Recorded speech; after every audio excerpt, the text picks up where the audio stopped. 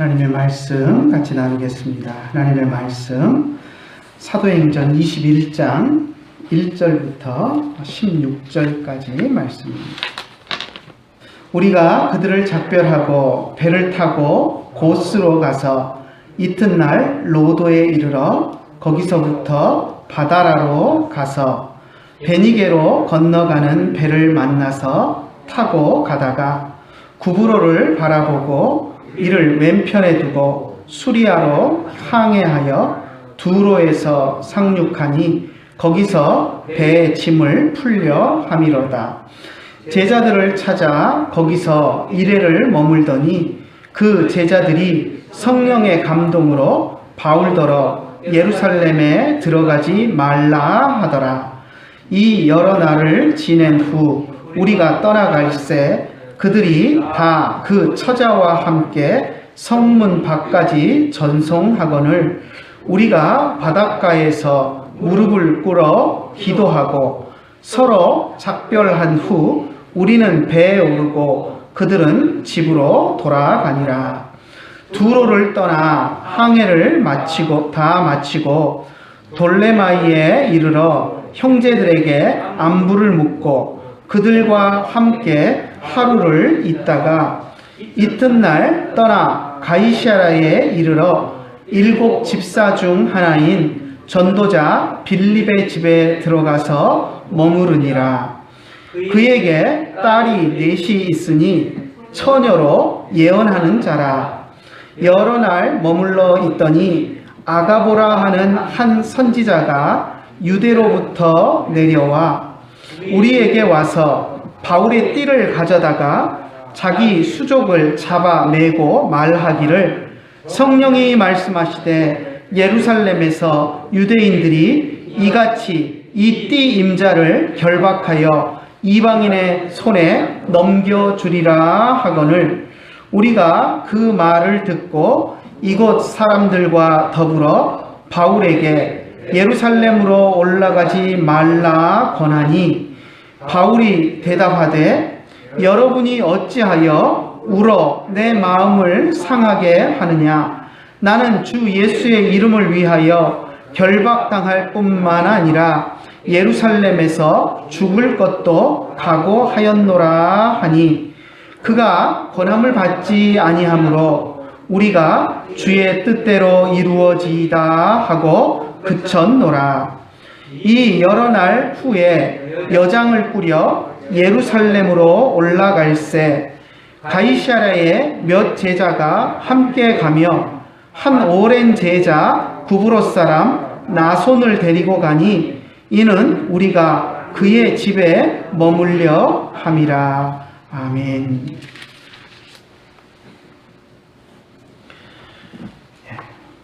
2021년 시작한 지가 엊그제 같은데 벌써 마지막 주일이 되었습니다. 21장 1절부터 16절까지 말씀을 우리가 읽었는데 주의 뜻대로 이루어지이다 라는 제목을 붙여보았습니다. 이 말은 주의 뜻대로 이루어지이다 하는 이 말은 사실 우리 그리스도인들에게 참 익숙하고 친숙한 말입니다. 왜냐하면 예수님께서 우리에게 가르쳐 주신 주기도문 안에 들어있는 표현이기 때문입니다. 주기도문을 한번 떠올려 보십시오. 뜻이 하늘에서 이루어진 것 같이 땅에서도 이루어지이다. 누구의 뜻입니까? 주님의 뜻이. 주님의 뜻이 하늘에서 이루어진 것처럼 땅에서도 우리에게도 이루어지기를 원합니다. 주님의 뜻이 이루어지기를 원합니다 하는 것이 주님이 가르치신 기도고 늘 우리가 그 기도를 반복하면서 살아가고 있기 때문에 주의 뜻대로 이루어지이다 하는 이 표현은 우리에게 참으로 익숙한 표현입니다. 우리 그리스도인들은 삶 속에서 내 뜻을 기도함으로써 주님께 관철시키는 것이 아니라 주님의 뜻이 내 삶 속에서 이루어지기를 기도하면서 살아야 하는 것입니다. 예수님께서 그런 삶의 본을 또 우리들에게 보여주셨습니다. 십자가를 지시기 전날 밤의 모습을 여러분 기억하십니까? 십자가를 지시기 전날 밤 예수님은 겟세마네 동산에서 간절하게 기도하셨습니다. 예수님은 물론 우리를 위해서 십자가를 지기 위해서 이 땅에 오셨지만, 그리고 자신이 십자가를 치고 죽으셔야 한다라는 것을 아셨지만, 막상 십자가를 져야 할 날이 다가오자 마음속에 두려움이 생기셨습니다.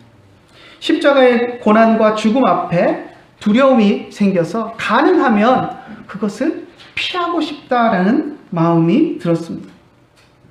그래서 마태복음 26장 39절에 보면 할만하시거든 이 잔을 내게서 지나가게 하시옵소서라고 하나님께 간절히 기도하는 모습을 볼 수 있습니다.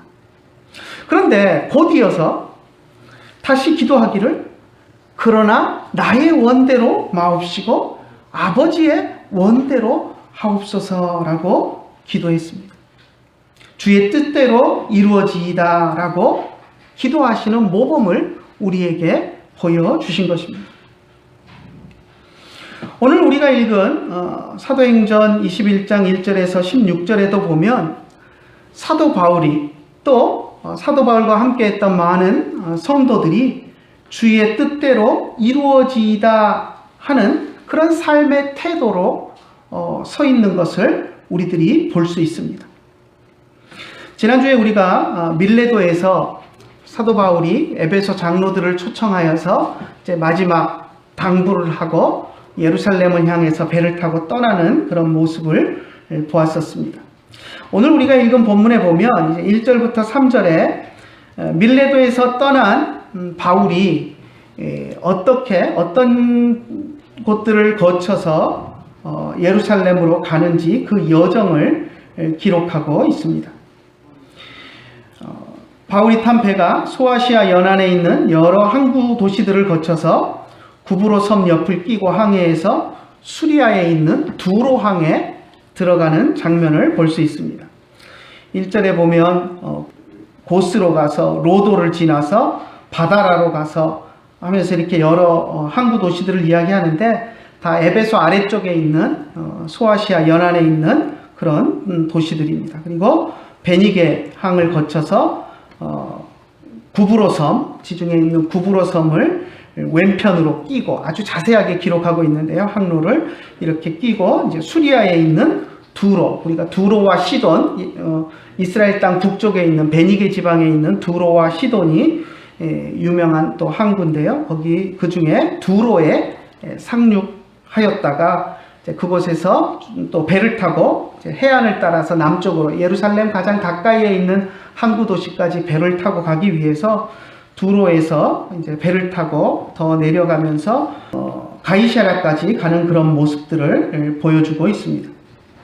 자, 그런데 두로에 머물렀을 때 그곳에서 일주일 동안 머물면서 있었던 사건을 누가가 한 가지를 기록하고 있습니다. 한번 같이 4절 한번 읽어볼까요? 제자들을 찾아 거기서 이레를 머물더니 그 제자들이 성령의 감동으로 바울더러 예루살렘에 들어가지 말라 하더라. 두로에 일주일을 머물렀는데 아마 일주일을 머물렀으니까 7일을 머물렀으니까 주일을 하루 이제 끼었겠죠. 그러면 함께 아마 두로에 있는 성도들과 함께 예배를 드렸을 것이고 또 그곳 교회 성도들과 함께 만나서 교제했을 것을 우리가 알 수 있습니다. 그런데 두로에 있는 믿음의 형제들이 성령의 감동을 받아서 바울에게 이야기하기를 뭐라고 이야기하냐면 예루살렘에 들어가지 말라라고 부탁했습니다. 성령의 감동을 받은 사람들이 바울에게 예루살렘에 들어가지 말라라고 말했는데 바울은 그 말을 듣지 않았습니다. 여러분 좀 의아하지 않으십니까? 성령의 감동을 받은 사람들이 이야기한 것을 우리가 들어야 될까요? 말아야 될까요? 우리가 상식적으로 생각하면 성령의 감동으로 말했으니까 그걸 들어야 정상일 것처럼 생각이 됩니다. 그런데 바울은 그것을 듣지 않았습니다. 우리는 왜 바울이 성령의 감동으로 말한 것들을 듣지 않았을까 하는 의아한 마음이 듭니다. 그런데 그 해답을 그 다음 행선지인 가이사랴에서 우리는 발견할 수 있습니다. 바울은 두로에서 다시 배를 타고 이제 남쪽으로 해서 돌레마이를 거쳐서 가이사랴에 들어가는데요. 가이사랴에서도 비슷한 일이 일어났습니다.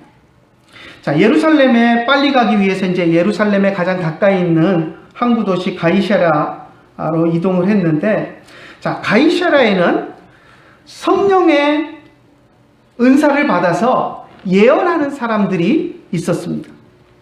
8절에 보니까 가이사랴에 7집사, 그러니까 초대교회 7집사 중에 하나인 빌립의 집이 있었는데, 그곳에 들어가서 가이사랴에 있는 동안 머물렀는데, 9절에 보니까 그에게 딸이 넷이 있는데 전부 다 처녀로서 예언하는 자들이다 라고 이야기합니다. 빌립의 네 딸들이 예언의 은사를 받았다라는 것을 이야기하고 있습니다. 왜 이 이야기를 하고 있을까요? 직접 지금 사도행전에는 이 빌립의 딸들이 예언했다라는 말은 나오지 않지만, 그들이 예언하는 자다라는 것을 이야기함으로써 그들이 바울에게 무언가 예언을 했을 것을 우리에게 알려주는 그러한 이야기입니다. 그렇지 않다면 그들이 예언하는 자다라는 것을 이야기할 필요가 없습니다.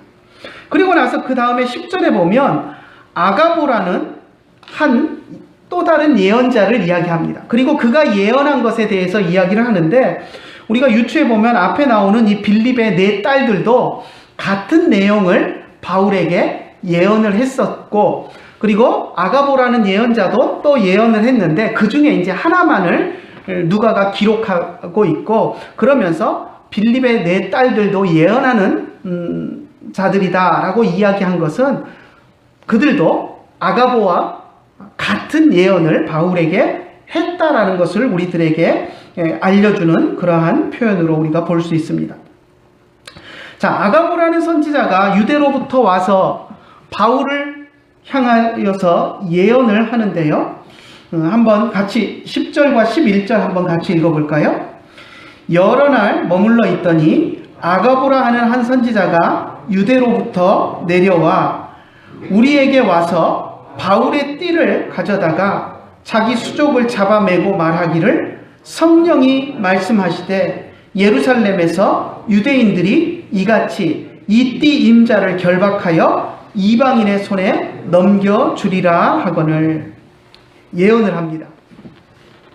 바울의 띠를 가져다가, 바울이 아마 이제 외투를 입을 때 허리에 묶는 그 띠인 것 같습니다. 그 띠를 가져다가 자기 손을 묶고 발을 묶더니, 이 띠 임자가 누군지 모르겠지만 이 띠 임자를 하나님께서 예루살렘에서 이렇게 결박시켜서 유대인들이 그를 잡아서 이방인들에게 넘겨주게 될 것이다 라고 예언을 했습니다. 이 예언을 모든 사람들이 들었습니다. 자, 이 예언을 성령이 아가보를 통해서 예언한 것은 무엇이었냐면, 바울을 예루살렘으로 보내지 말아라 라는 것이 아닙니다. 바울이 예루살렘에 가서 어떤 일을 겪게 될 것인지를 아가보라는 이 예언자를 통해서 보여주신 것입니다. 예루살렘에 가라 말아라 하는 결정은 성령이 그들에게 주시지 않았습니다. 그런데 이 예언을 들은 사람들은 해석하기를, 자기 나름대로 해석하기를, 그러면 예루살렘에 가면 안 되겠네 라고 해석을 한 것입니다. 12절을 한번 읽어볼까요? 우리가 그 말을 듣고 이곳 사람들과 더불어 바울에게 예루살렘으로 올라가지 말라 권하니. 바울이 예루살렘에 가면 잡혀서 이방인들, 로마 군인들의 손에 넘겨질 것이다 라는 예언을 들었을 때 가이사랴에 있는 믿음의 형제들이 대부분 바울에게, 그러면 예루살렘에 가지 마십시오, 잡힐 것 아닙니까? 그러니 가지 마십시오라고 조언을 했다는 것입니다. 예언의 은사를 받은 사람이 고난과 박해가 우리 앞에 있을 것을 예언할 때 여러분은 어떤 해석을 하시겠습니까? 예언의 은사를 받은 사람이 당신 지금 이리로 가면 당신 앞에 이런 고난이 있을 것이다 라고 이야기를 한다면 여러분은 어떻게 행동을 하시겠습니까? 대부분이 위험하니까 가지 말라 하는 그 말로 듣고 하나님의 경고다 라고 해석할 것입니다. 아마 100이면 100 다 그런 식으로 해석을 할 것입니다. 성령이 감동을 주셔서 그런 예언을 하게 하신 것은 그 길을 피하라고 알려주신 것이다 이렇게 생각하기가 쉽기 때문입니다. 앞서서 두로에 있을 때 성령의 감동을 받은 사람들이 바울이 예루살렘에 가면 잡힐 것을 예언했습니다. 그 예언을 들은 사람들은 바울에게 예루살렘에 가지 말 것을 권했습니다. 두로에서도 마찬가지로 그렇게 그들은 평가했고 생각했고 또 바울에게 조언했습니다. 하지만 바울은 그 말을 따르지 않았습니다. 그들이 성령의 감동하심을 받아서 바울이 받을 고난에 대해서 예루살렘에 가면 당하게 될 고난에 대해서 예언하기는 했지만 그 예언에 대한 해석, 그들의 해석은 하나님의 뜻을 따르는 것이 아니었기 때문이었습니다. 그들의 방식대로 자기 나름대로 해석해서 염려를 최소화시키기 위해서 한 해석이었지 그것은 하나님이 기뻐하시는 해석이 아니었기 때문에 바울은 그 조언을 따를 수가 없었던 것입니다. 바울은 그들의 인간적인 해석과 조언을 따르지 않았고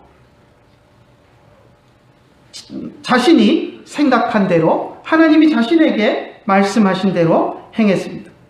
바울이 따르지 않은 것은 그들의 인간적인 해석과 조언을 따르지 않은 것이지 성령이 그들에게 주신 예언의 말씀을 거부한 것이 아니라는 것을 우리가 기억해야 합니다.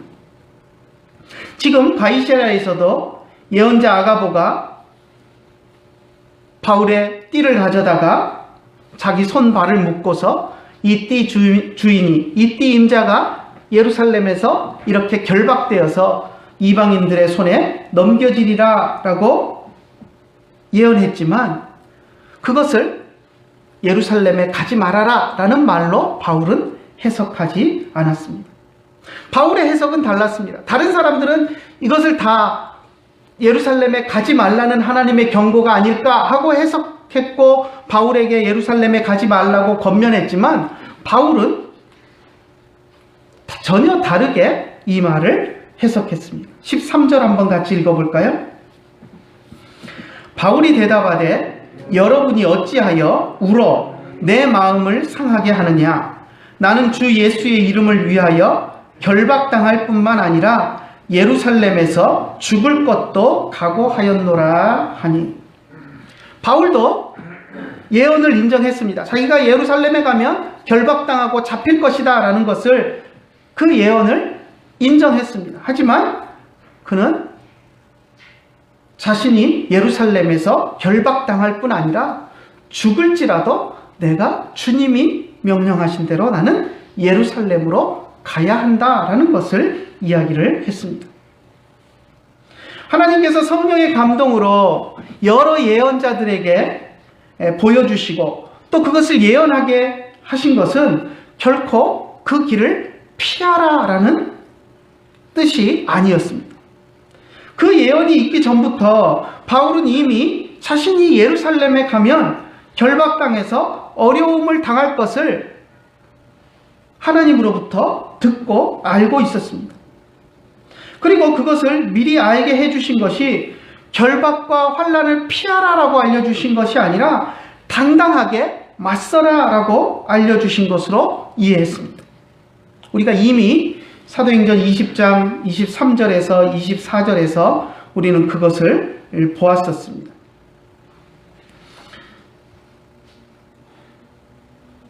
사도행전 20장 23절 24절을 보면 오직 성령이 각 성에서 내게 증거하여 결박과 환난이 나를 기다린다 하시나 나의 달려갈 길과 주 예수께 받은 사명 곧 하나님의 은혜의 복음을 증거하는 일을 마치려 하면은 나의 생명을 조금 더 귀한 것으로 여기지 아니하노라 라고 바울이 고백하고 있는 것을 우리가 보았었습니다.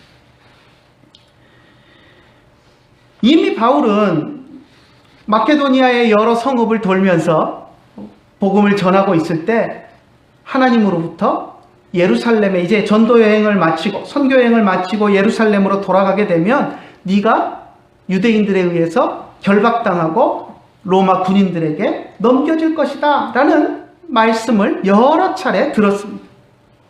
그러면서 바울은 그것을 각오하고 내가 예루살렘에서 잡혀 죽기까지 할지라도 주님을 위해서 복음을 전하는 일을 내가 멈추지 않겠다 하고 결심을 했던 터였습니다.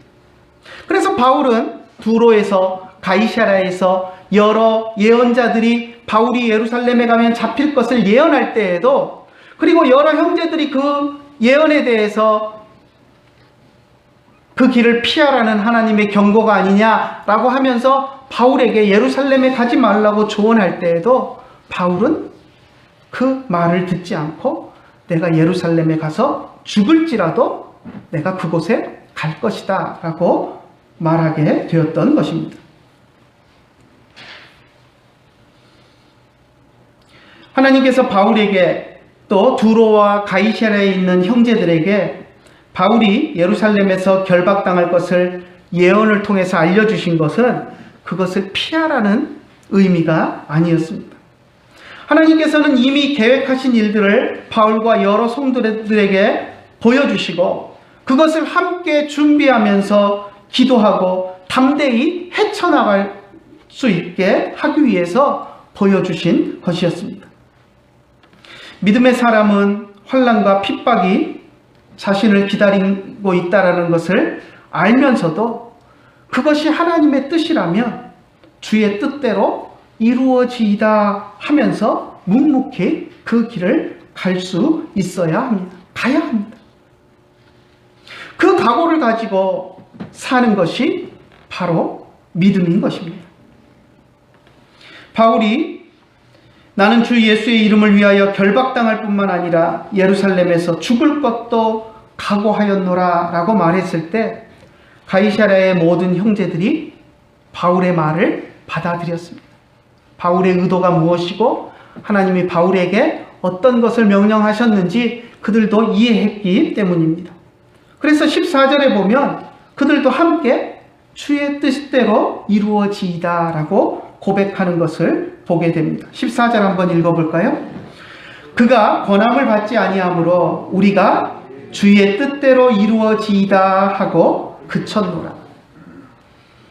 바울이 이야기하기 전까지는 바울을 붙잡고 예루살렘에 가지 말라고 간청을 했지만 바울이 그 예언을 듣고도 또 그 간청함을 듣고도 단호하게 내가 죽기까지 할지라도 예루살렘으로 가야 한다. 이것이 나의 사명이다 라고 이야기했을 때에는 그들도 그것을 받아들이고 주의 뜻대로 모든 것이 이루어질지어다 라고 인정하면서 주님의 뜻대로 자기들이 원하는 바는 바울이 잡히지 않고 자기들과 함께 항상 같이 있으면서 말씀을 자기들에게 전해주고 함께 교제하며 신앙생활하는 것이었지만 그것을 원했지만 주님이 바울을 예루살렘에서 잡히게 하시고 고난 가운데 그를 두셔서 주님이 뭔가를 또 이루기를 원하신다면 주님의 뜻대로 이루어지기를 원합니다 라고 고백을 했던 것입니다.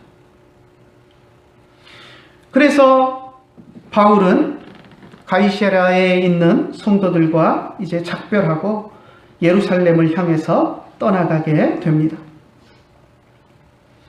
저는 오늘 본문을 읽고 설교를 준비하면서 500년 전 종교개혁자 루터의 모습이 떠올랐습니다. 루터가 로마 교회의 면죄부 교리에 잘못된 것을 지적하는 95개 논제를 발표를 하면서 종교개혁의 포문을 열었습니다. 그리고 그 이듬해부터 루터는 로마 교황청에 계속 불려다니며 신문을 받고 조사를 받았습니다. 로마 교황청을 대표하는 신학자들과 여러 차례 신학적인 논쟁을 하면서 로마 교회에 엄청난 협박과 또 회유가 있었지만 루터는 자신의 신념을 철회하지 않았습니다. 면죄부를 돈 주고 사는 것이 구원을 받는 길이 아니라, 인간이 어떤 공로로 구원을 받는 것이 아니라 오직 예수 그리스도께서 우리에게 주시는 은혜로만 구원받는다는 것이 성경에 기록하고 있는 진리다라는 것을 결코 포기하지 않았습니다. 몇 년 후에 보름스라는 도시로, 독일의 도시로 소환이 또 되었습니다. 재판을 받기 위해서 소환이 되었는데요. 그때 많은 사람들이 이야기했습니다. 이번 재판은 보통 재판이 아니다. 이번에 가면 너는 그곳에서 살아올 수 없다. 로마 교황이 너를 죽이려고 작정했다. 재판 후에 네가 그들의 말대로 마음을 바꾸지 않으면 결국 너는 쥐도새도 모르게 죽임을 당하게 될 것이다. 많은 사람들이 이야기를 했습니다. 하지만 루터는 그것을 알면서도 그 길을 피하지 않았고, 그리고 보름스 그 재판석상에 가서도 당당하게 자신이 깨달은 성경 말씀의 내용을 그대로 진술을 했습니다. 그리고 나서 마지막 진술로 무엇을 이야기하냐면, 주님, 내가 여기 있습니다. 나는 결코 다른 것을 말할 수 없습니다. 하나님, 나를 도와주시옵소서 라는 최후 진술을 마치게 됩니다. 이것이 우리 믿음의 사람들의 모습입니다. 재판 후에 로마 교회는 이제 청부 살인업자들을 보내가지고 루터를 납치해서 죽이려고 합니다. 근데 그것을 미리 알아차린 루터의 후견인이었던 프레드릭 영주가 루터를 먼저 납치해서 아무도 모르는 곳에 이제 가두어 놓고 그곳에서 성경을 독일어로 번역할 수 있도록 모든 것을 제공해 줌으로써 루터가 이제 은신처에 숨어 지내면서 계속해서 종교개혁을 해나갈 수 있도록 또 돕는 도움의 손길이 있었기 때문에 그가 살아날 수는 있었지만, 그렇지 않았다면 그는 보름스 회의 이후에 아무도 모르게 독살이 되어서 사라졌을 것입니다. 하지만 그는 그것을 알면서도 그 길을 피하지 않고 마다하지 않고 자신이 하나님이 자신에게 주셔서 깨닫게 하신 그 말씀을 당당하게 고백하고 나아갔던 것을 우리가 봅니다. 이것이 우리 믿음의 사람들의 모습입니다. 우리가 걸어가야 하는 믿음의 길에는 수많은 장애물들이 있습니다. 때로는 믿는다는 이유로, 예수님을 믿는다는 이유로 값비싼 대가를 우리가 치러야 할 때도 있습니다. 그럴 때 뒤로 물러서지 않고 주의 뜻대로 이루어지이다 하고 고백하면서 믿음의 길을 갈 수 있는 저와 여러분들이 되시기를 간절히 축원합니다.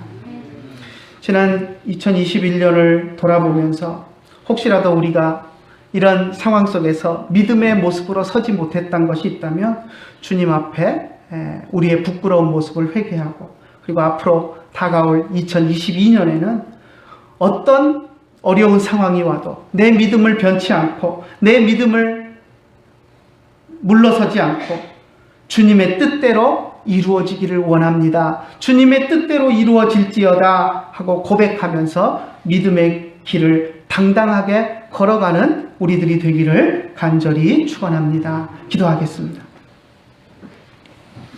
하나님 아버지, 은혜를 감사합니다. 오늘도 주님 앞에 나왔습니다.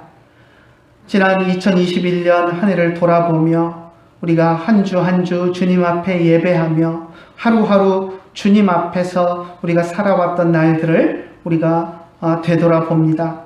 코로나19로 인하여서 많은 어려움이 있었고, 또 우리의 예배가 방해를 받은 것도 있었고, 또 우리 자신이 또 그러한 환경적인 요인으로 인하여서 움츠러들어서 주님 앞에 온전히 예배하지 못했던 그런 우리들의 모습이 있었음을 주님 앞에 고백합니다. 하지만 우리가 정말 주님 앞에서 주님의 뜻이 우리의 삶에, 우리의 모든 생활 가운데 이루어지기를 원합니다 하는 고백을 갖고 살아가기를 원합니다. 2022년 다가올 새해에는 정말 우리가 물러서지 않는 신앙의 용기를 가지고 주님의 뜻이 내 삶 속에 이루어지고 내 주변에 주님의 뜻대로 모든 것들이 되어지기를 원합니다 하고 기도하며 살아가는 우리가 될 수 있도록 인도하여 주시옵소서. 내 뜻을 관철시키기 위해서 주님 앞에 울부짖는 그런 모습이 아니라 주님의 뜻이 내 삶 속에 이루어지기를 간절히 원하고 모든 내 모습들을 희생하며 주님 앞에 엎드리는 주의 사랑하는 백성들이 될 수 있도록 인도하여 주시옵소서. 오늘도 귀한 말씀을 주시고 우리의 모습을 돌아볼 수 있게 하심을 감사드리며 우리 주 예수님의 이름으로 기도드리옵나이다. 아멘. 주에게 부탁하시니 천사도 응모하게 내 화목해 하신 구주의 말씀을 온 세상 널리 전하세. 평안 나눔하겠습니다. 베아타 샬롬, 우베이트카 샬롬, 베콜 아쉐르 레카 샬롬. 주의 은혜 우리의 죄를 다시 섰네. 주의 은혜 우리의 죄를 다시 섰네. 기도하겠습니다. 이제는 우리 주 예수 그리스도의 크신 은혜와 하나님 아버지의 극진하신 사랑과 성령님의 감화하시고 감동하시고 우리 가운데 교통하심이 이제 주님 앞에 나와서 예배하며 또 한 해를 마감하고 또 새로운 해를 맞으며 내 삶 속에 주님의 뜻이 이루어지기를 간절히 원하는 주의 사랑하는 자녀들 머리 위에 이제로부터 영원토록 함께 계실지어다. 아멘.